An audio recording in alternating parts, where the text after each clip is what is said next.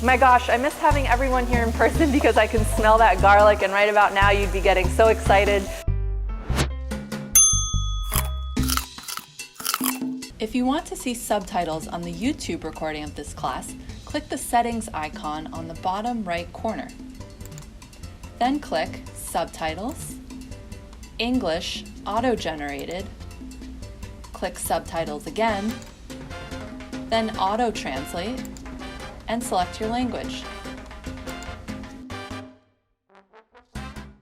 Good morning, my name is Lauren. I'm coming to you live from the historic Essex Market. We're here in our Essex kitchen, and this is our Fresh Bites at Home program. Hi to everyone on Instagram Live. My name's Lauren. We're at Essex Market for our Fresh Bites at Home program.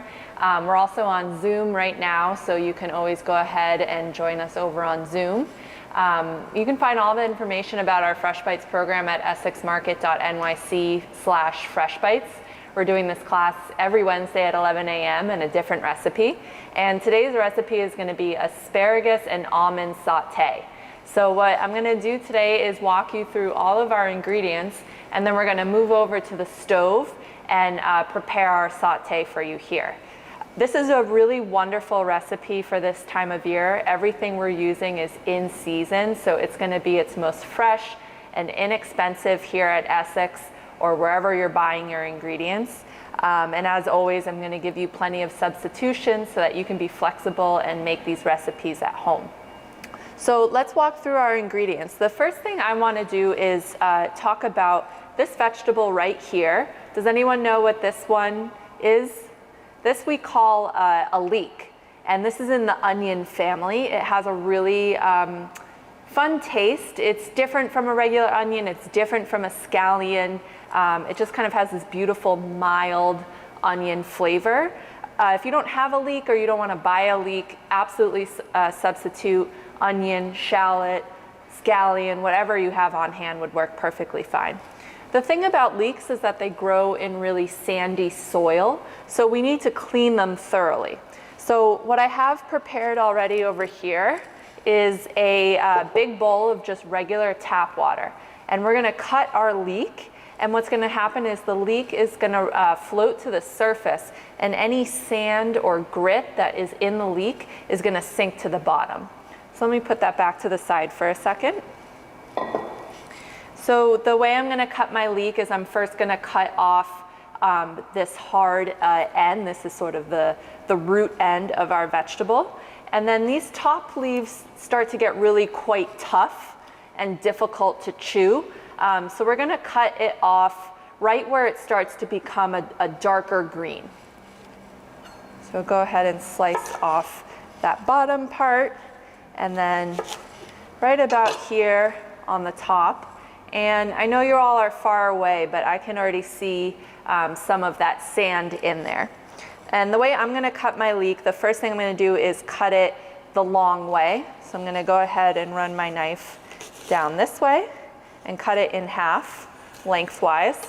All right, so now I have two halves of my leek. And then I'm going to place them side by side. I'm already getting that onion smell, which is amazing. And I'm going to go ahead and I want to slice them relatively thin. So kind of do whatever makes you comfortable, but as thin as you're willing to go. So we're slicing them into these, what I would say, half moon shapes.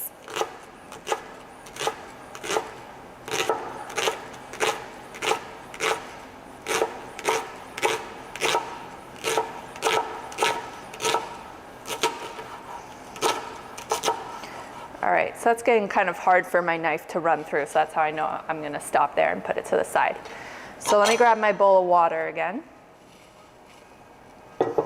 And when I place the leek in there, I just want to try to break up all of those little half moon shapes that we just created with our knife. So you can already see that the leeks are just floating there at the top. So they're doing exactly what we need them to do. And I'm just going in again and breaking them up gently with my fingers so that all of the layers of the leek are separated and any potential sand or dirt that was trapped in between the layers is now going to sink to the bottom.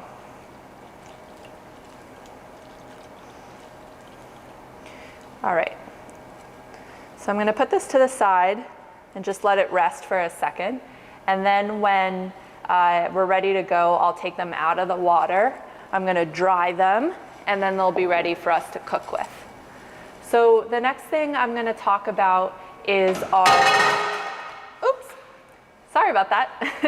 The next thing I'm going to talk about here is our asparagus. So our asparagus, again, is something that's in season. The bottom of the asparagus tends to be really tough because that's the part that was attaching it to the ground. And it will usually sort of break naturally for you where the tough part is that you wouldn't want to eat. So I just go ahead and snap it like this. And then you kind of have two options. You could take a bunch of asparagus and sort of line them up and see where that short one is, and then just cut the rest to be that same length. So that's one option for you. Or you could go through and individually break them off. If you have kids in the house, this is always a really fun way to get them involved. It makes kind of that satisfying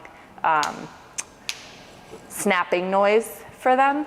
And also it ensures that, you know, each asparagus is kind of unique. Some are going to have bigger parts at the bottom to cut off. Some are going to have quite smaller parts. So you're just kind of ensuring that you're doing the right thing for each piece of asparagus. And lots of vegetables would work in this recipe. As we get to be later in the summer and green beans come into season, you could also use green beans. Broccoli would work well. I would say that this is sort of a sautéing method, and we're just going to use some nice flavors in here, but the actual vegetables you use, you know, you could change those throughout the year. So there's our asparagus, and I'm just going to kind of break it in half so I don't have too much going on. We want to just slice the asparagus into pieces. So I'm going to do just a single one here for you to see. I like to cut on the diagonal just because it gives it a really nice look and presentation later on. So I just have that little piece there, and it's looking nice and pretty. I'm going to get myself a bowl to put that in. So I'll do another one for you to see, and then I will just do the whole bunch for us here. Okay, so I'd say, let's see, 2, 4, 5. I broke it up into 5 pieces. I usually try to get the top of the asparagus, which is actually my favorite part to eat. I try to get that into all one piece. Sometimes if you cut it in half, it just breaks apart a bit, so it stays together better that way. So I'm just gonna bunch about half of our asparagus and just go through again and cut those on a nice diagonal. It doesn't have to be perfect. Again, the point most of the time, besides it just looking nice, of cutting our vegetables all the same shape is so that they cook at the same time. And that's going to be definitely important when we get into our sauté pan. We don't want some pieces of asparagus that are still quite raw and other ones that are mushy. So if they're all the same size, they'll cook at the same time. Let's get that piece a little bit smaller. Oh, you too. Okay, so I'm just going to put those off to the side to cook for later. Let me clean off my board a little bit. So if you're just joining us, I just finished cutting up some asparagus and leek. We are doing a asparagus and almond sauté. It's going to be a really beautiful recipe. This is the best time of year to make it, as asparagus is coming off at the end of its season, and so it's really going to be the most flavorful right now. So now I'm going to work on a garlic clove, excuse me. I'm just going to place it on my board, and then I take the back of my knife, and I like to just use my strength to kind of break the garlic clove a little bit, and that makes it a heck of a lot easier to peel. And it usually just pops nicely out of the skin like that. All right.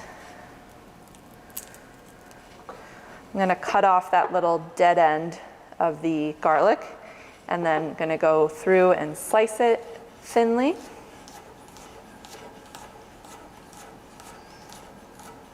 and then come back around.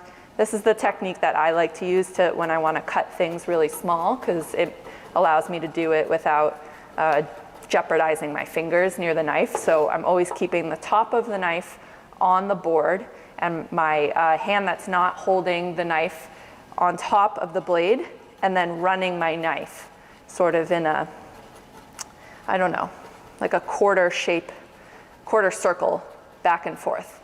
So back and forth, back and forth. The top of the knife is always on top, is always touching the board. And then I just use my knife or my fingers to sort of group it back together, run it through once more.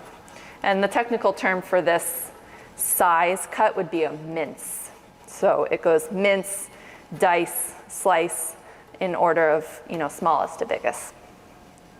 So there's my garlic. If you like the flavor of garlic, feel free to add more. If you're not a fan of it, this is probably plenty. All right, so there's our garlic, put that near our pan. And then I'm gonna work on zesting. So we're gonna use 2 citrus today, just to give it, again, a unique flavor. Lemon and asparagus is a really common combination.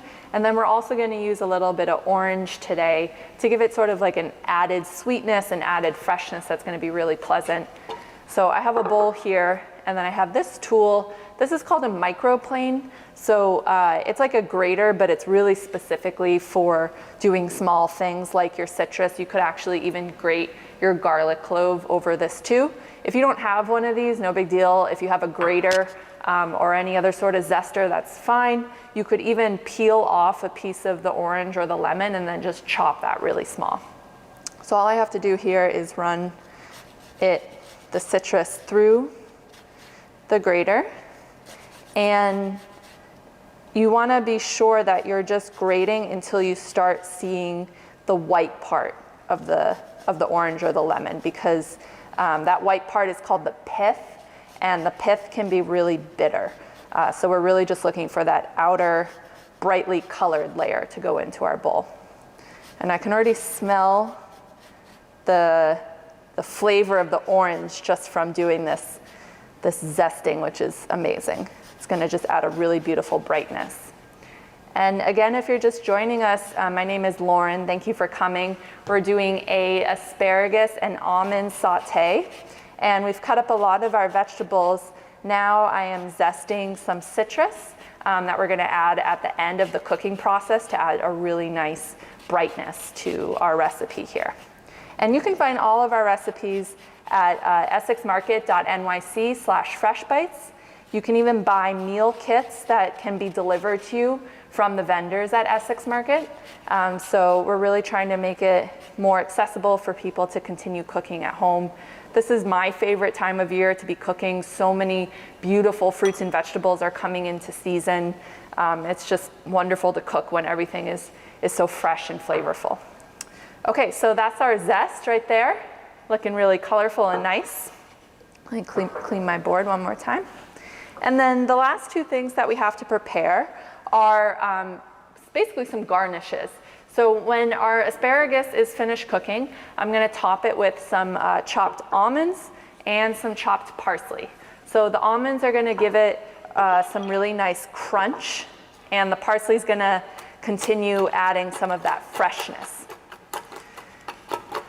So again, substitutions, there's tons of them here.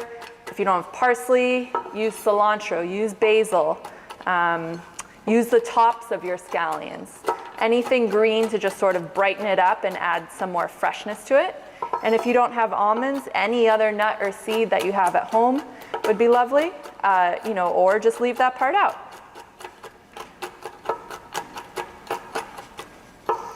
So these are almonds that I bought. They are toasted but unsalted. So always, always, always look for unsalted nuts so that you're controlling your sodium intake. I know that's so important to a lot of the folks that usually come to our Fresh Bites classes. And I love to buy the nuts that are toasted or roasted. Sometimes it's called, if I can find them, because as I mentioned last week, nuts have their own natural oils, and so when they're roasted or toasted, however you want to say it, it really brings out that flavor. And if you didn't buy your nuts already roasted, then you can just do that really easily either in the oven or on the stovetop. Just do it in a dry skillet, keep an eye on it, and just mix it around every now and then until they get kind of that toasty aroma. Or put them in the oven, 350 degrees. It depends on the nut, but anywhere between 8 and 10 minutes is usually the right amount, and you'll get the same effect. It really makes all the difference.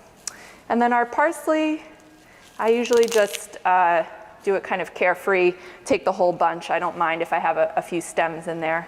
So I just have that. I've already washed it. It smells amazing. I'm gonna kind of group it together and just run my knife through it here.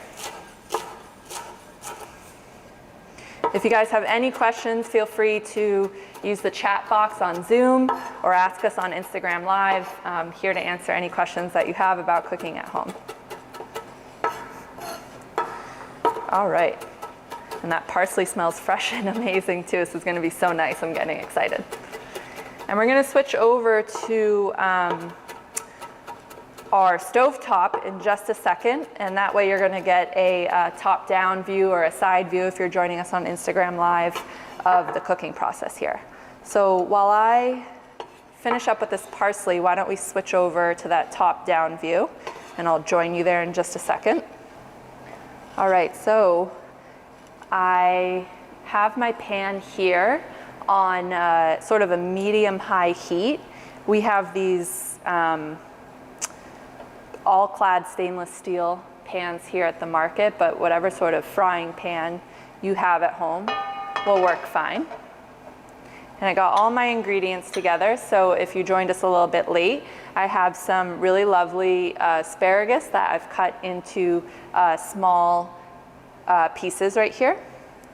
I also have some garlic, 1 clove of garlic we minced small, and then the zest of 1 lemon and 1 orange. And hang on one sec, I'm gonna walk out of the frame and grab one of my towels to, let's see, come over here. So these are our leeks that we chopped and then put in a big bowl of water. They've floated to the top, and any possible sand or grit has now floated to the bottom. So I'm just gonna come over here outside the frame and put those on a towel so that they can dry a little bit before we're putting them into our pan. So I'm just taking them out of the water. I'm making Eliza and Nina follow me around the kitchen a little bit today. But our pan is heating up on a medium-high heat. We're gonna add some olive oil to it in a second. Olive oil is our preferred cooking oil here at the market, but as always, use whatever you have on hand, whatever you're comfortable using. So I'm just taking my towel and just drying off my leeks. We're making a asparagus and almond sauté today. So I can hear my pan is getting hot, so I'm gonna go ahead and add about 2 tablespoons of oil. I don't usually measure it, I'm just putting in enough to sort of coat the pan. It's giving us a non-stick surface. And I can see that that's hot and ready to go. So I'm gonna add my asparagus and my leeks.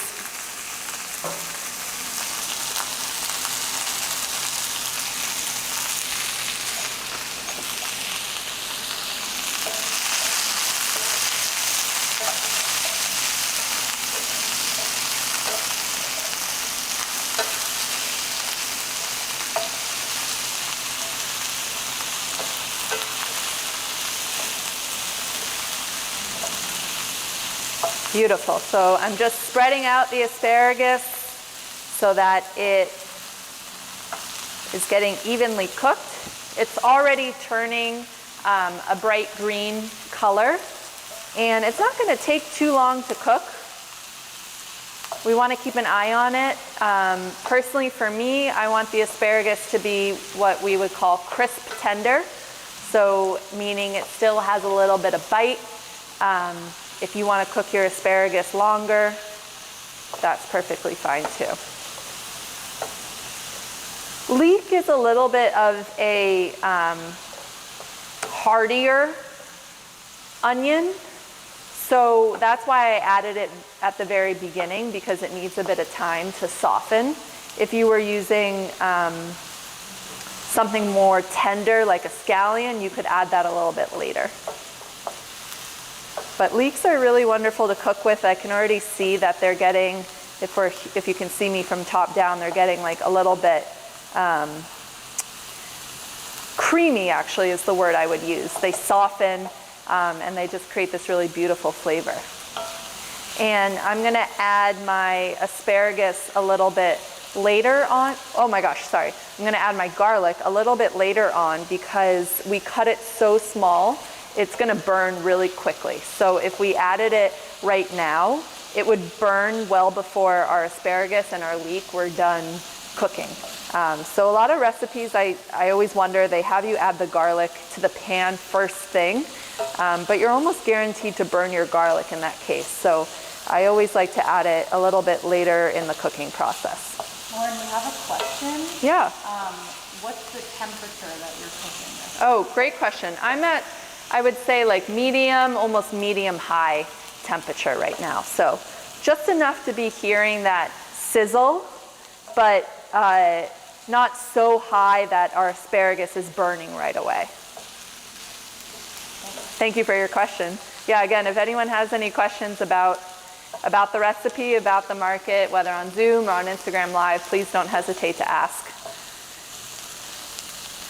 All right, so at this point, I'm going to add a little bit of salt. So we always put our salt in a separate container, because if we're just in the shaker, we can't really control how much is coming out at any given time. And I know, again, sodium control is so important to so many of the people that we cook with. So I have it in my container here, and I'm just taking a generous pinch. Our recipes always say salt to taste, except if we're baking, because it really is up to an individual, you know, how much salt you like or can tolerate in your food. And for us, the salt is helping to enhance all the flavors of our vegetables, but it's not about making a salty dish. And really the table salt, the salt that we use in our cooking, is not typically the culprit when it comes to high sodium. It's things like our processed foods where the sodium is in there so that they can sit on the shelf for a really long time, or things like snack foods, chips. Our bodies love salt because we need salt to survive. So they put them in things like chips, and then we love them, and then before you know it, you've eaten the entire bag of chips. So it's those kinds of foods. It's foods that we might get at the restaurant, takeaway foods. Those are really high in sodium, and sometimes we don't realize it. So that's where we really want to be careful about our sodium intake. If we're cooking a lot of fresh food at home, again, you can control the amount of salt that you use, and it's usually, you're really not using more. Typically, people are not using enough to cause any diet issues. You'd have to really be dumping it on.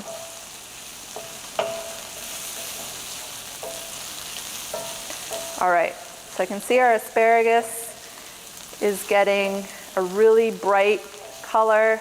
Some of our leeks are turning a little bit brown, which means they're caramelizing and getting even more flavor, which is nice. Beautiful. So I'm gonna test one of our asparagus pieces and see how far away we are from being done. All right, the fork went through pretty easily. Let me cool it off a little bit and give it a test.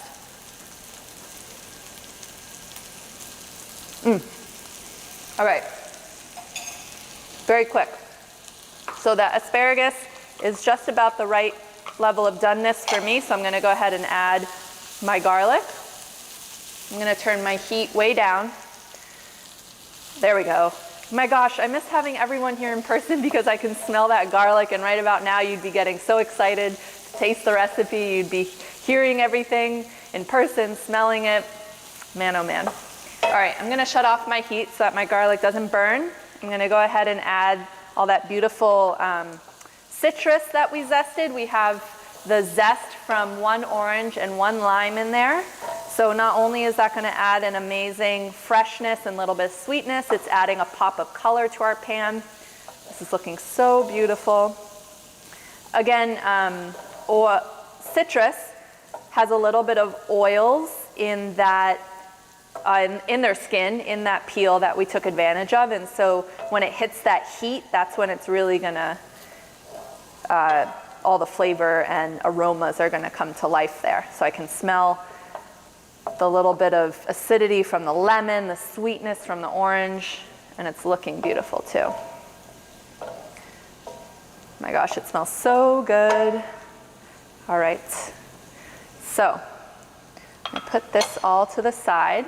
So we're gonna go ahead and I'm gonna clear some space, and we're gonna come over to the side of our stove here. I have a white plate, and I'm just gonna move over here to my plate, and I'm going to get all of that. I'll turn my body this way. Get all of that beautiful asparagus, leeks, citrus, garlic onto our plate here. My gosh, the orange smells so good. Okay, let's make it a little bit pretty. Okay, and then I'm gonna walk out of the frame for a sec, grab my the almonds that we chopped up here. These are some toasted, roasted almonds, unsalted. We're gonna add that. As much or as little as you like. I love almonds, so I'm gonna be pretty generous. Yes, yes, yes. And then this is some fresh parsley that I cut up as well. So again, just going all for that freshness. You guys, it looks so beautiful. All right, let's check it out. Everyone see it on all of our platforms? It's looking beautiful. So just to review, we have some asparagus and leek that we cut up and sauteed in our pan. And when that got soft into the right amount of doneness, we added some finely chopped garlic, some zest from lemon and an orange, and then we topped it with chopped almonds and parsley. And I added a little bit of salt during the cooking just to help bring out those flavors. It's looking so beautiful. It smells amazing, just so fresh. I'm gonna grab my fork again. Where am I? Over here. Just gonna take a bite to make sure. Get a little bit of everything. Oh my gosh. Yes, all of the flavors are there. The asparagus is the perfect amount of doneness. There's crunch from the almonds. This is our asparagus and almond sauté. It came together in, what, 15, 20 minutes maybe? So really quick dish. Beautiful thing to have on the side of an upcoming dinner. You don't have to have the stove on for too long. It gets really hot in my apartment when I'm working on the stove. I don't know about you. And just the brightness of this is so refreshing. It would really go well with anything. So you can find all of our recipes, including this one, essexmarket.com/freshbites. And we're gonna be here every Wednesday at 11 doing a different recipe using all of the wonderful produce and ingredients we have here at Essex Market. I hope you'll continue to join us. If you have any questions, feel free to reach out to us. Join us again next week, and I hope you guys had a good time, and I hope that you make this at home. It's a really delicious recipe. So thanks again for joining me. Thanks to everyone on Instagram, and we'll see you next week.